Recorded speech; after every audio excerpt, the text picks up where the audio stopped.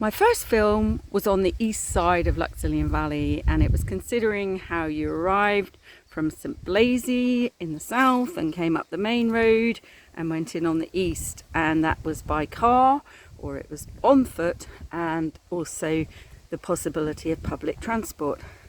Now there's going to be plenty of things in common, I think, between the two sides, and here I am on the west, and I'm going to tell you not so much about that great big house, but mainly a smaller house which is around here, and it's the farmhouse where my father, Harry Thomas, grew up and farmed for 15 years with his father, Skipper Thomas, and they were here until 1944, and that's when they departed for the sunnier side of Luxulyan Valley over at Penpel.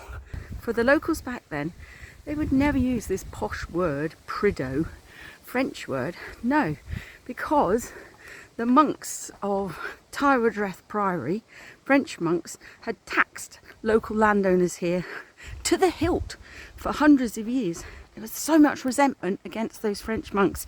No, this was always Prydix Farm. So now let's think back to that time, the 1930s and 40s, an unimaginably different place with no such thing as visitors and holiday homes. There was also none of those white things that we're seeing. No cars, almost none, as you can hear now from my dad describing how it used to be. Skipper had a car, an old T4. How was it? What was that, the first one? Well, that's the first one I knew. That one broke down and he didn't have a car for years. Pony and Trap. What, nobody would bother to try and mend a car? Then we had a Pony and Trap. So my lovely local told me that luckily for them, they do not get lots of traffic from Eden here, and they don't get sat-nav putting visitors through to the valley, which is great for them. But what I'm thinking, if only there's a place here with horses, we could do the same as we were talking about in Land Livery, which is get people to leave their cars and jump in a little horse and cart or carriage or even a long trailer.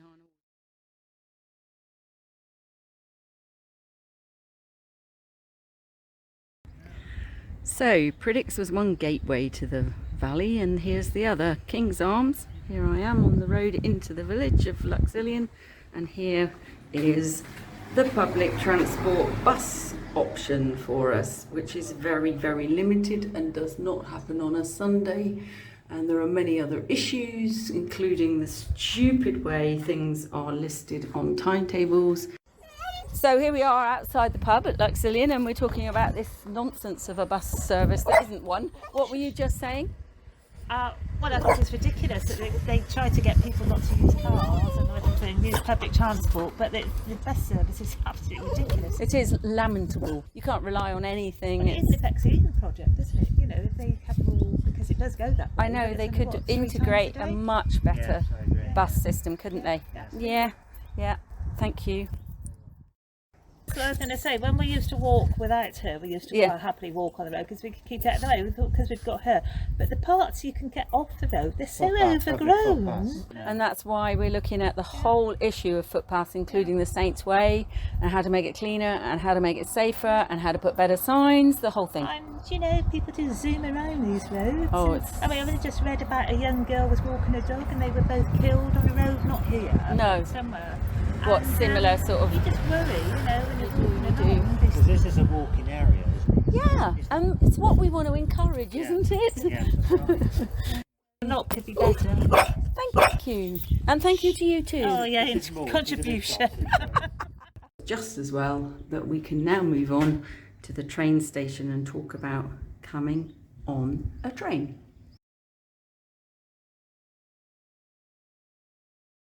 Now here I am today at the GWR, Great Western Railway Station at Luxulyan, which is also known sometimes as Bridges.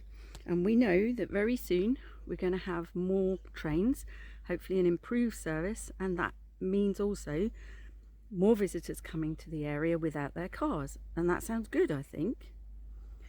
So what will happen to them as they leave the train? I'm going to tell you the opinion of Bob, who lives just through there in the old mill of Bridges.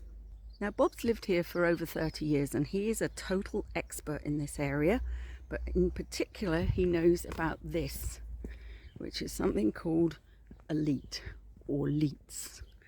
And when you get to my next film, which is going to be number 3 about water, I will define this much more for you. But it is, as you see, a narrow man-made channel for water. Now, Bob wants everyone arriving to come through here on this path and to arrive quickly and easily onto another historic structure, which is called a tramway. Now, the tramway was an industrial railway working in the 1800s, and the base was some granite, and on top of the granite, metal rails taking the trucks that could be full of granite or china clay or copper or tin, whatever, trucks on rails pulled by horses or potentially later steam. Now, what he thought was we could make a bridge here, exit the other side, get a permission to cross the railway for pedestrians, and therefore end up immediately on the tramway. Unfortunately, the feedback from Network Rail and indeed from 2 train drivers is this is never going to be allowed. There's no chance you'll ever walk over a railway crossing again, because they're phasing them all out. Yeah, they are. Well, my son's a train driver. Yeah. And he's obviously he's working a day driving in Bristol, but yeah, they won't have anything like that.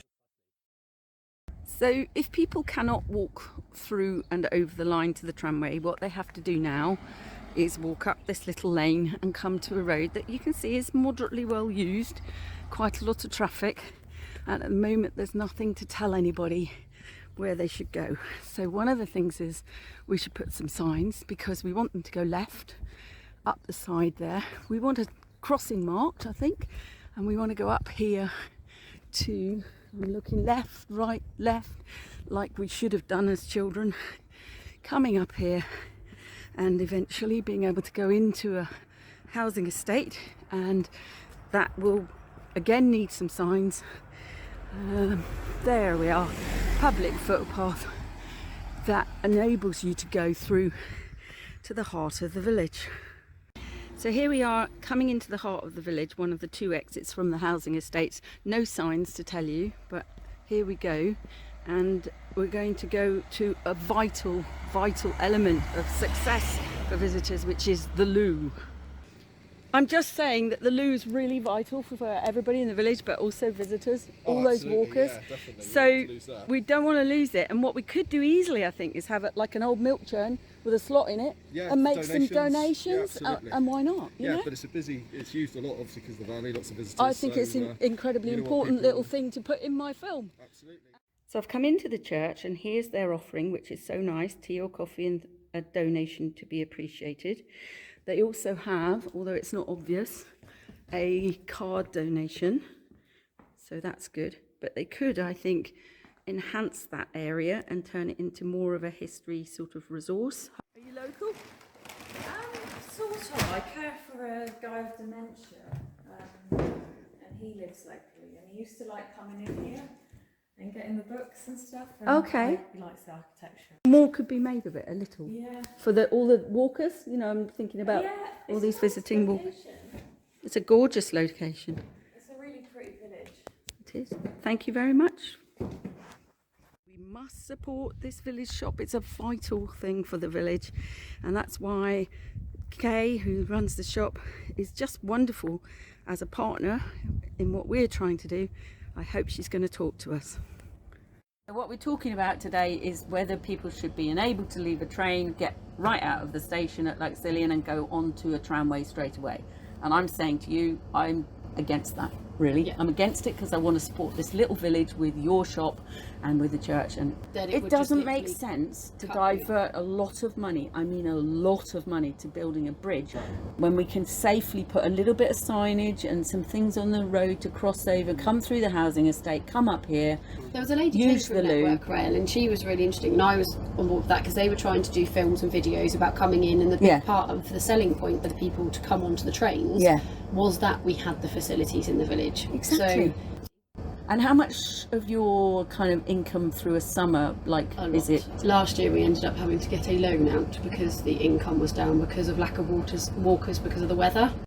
When they get in here, it's not just a service. We are like a tourist information I know you centre. are. So it is, where's this, what's that, can you make recommendations? So And that's how that we're would be working lost if- together, yeah. isn't it?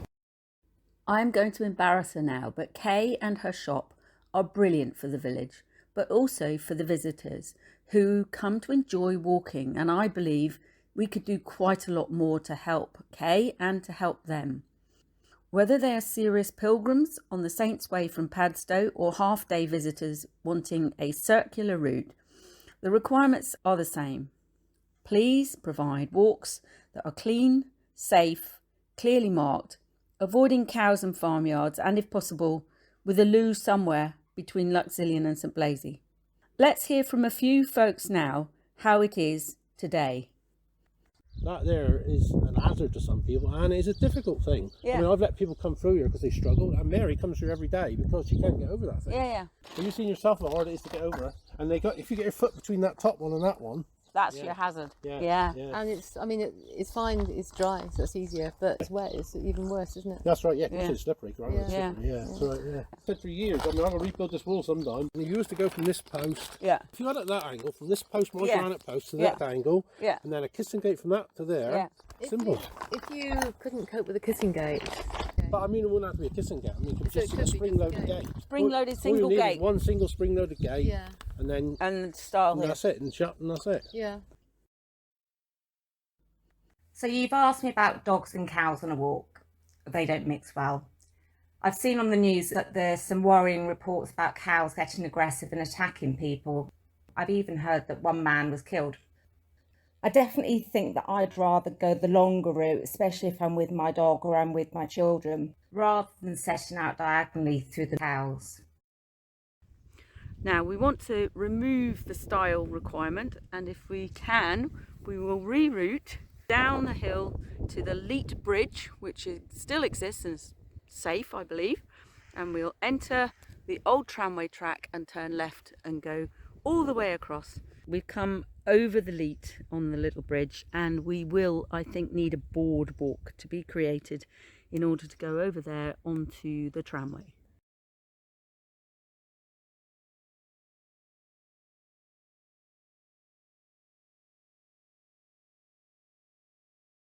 I've just realised there's one thing I can do for Kay immediately, and that is provide a couple of map pages with circular routes of walks, and I can put them in the shop so people can take pictures of them on their phones. And when I finish making all these films, I will also add the stories, 10 locations on the circular walk. I'll add the stories in sound, and they can then quickly make a donation and get the history to their phones. Yeah, there's no signage, and people get lost all the time. I know they do. So you do need some signage. I live in Liscard. And did you find it easy to navigate?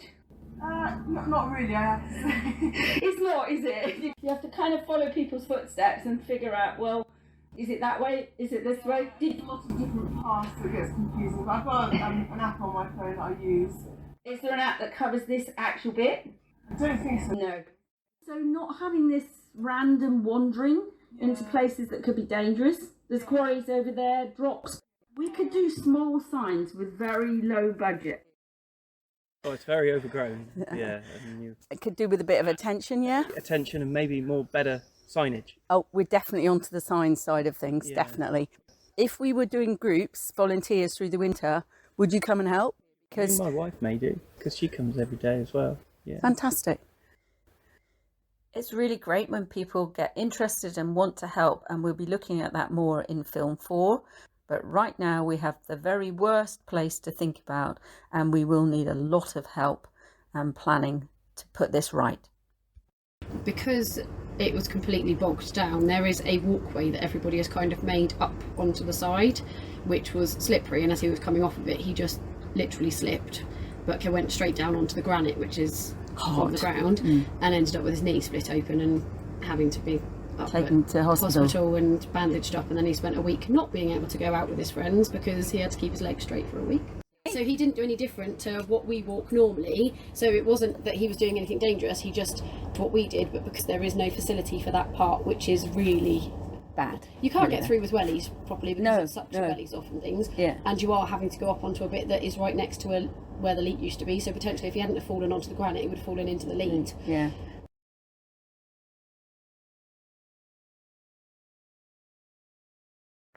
Up here, on either side actually, onto private land.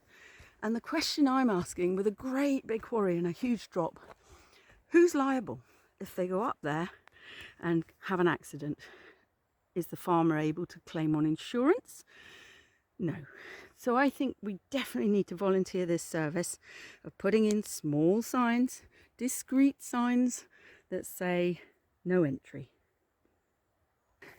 People go wherever they feel like at the moment, and that's a bit unfortunate.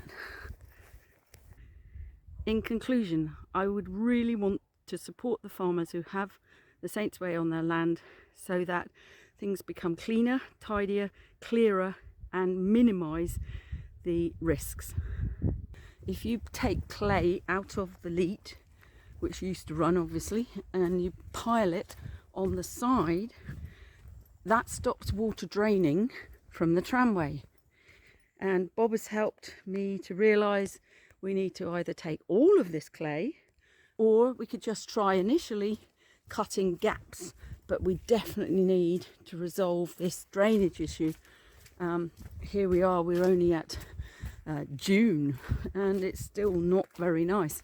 Midwinter, it's desperate, and we know that it's an accident waiting to happen, an accident that has happened. In actual fact, my suggestion on my risk assessment is to keep to the left and not try going on that lumpy stuff. If we did some work, maybe had a bit of aggregate to put down, I reckon we could make a path here on the left that would not be so squidgy.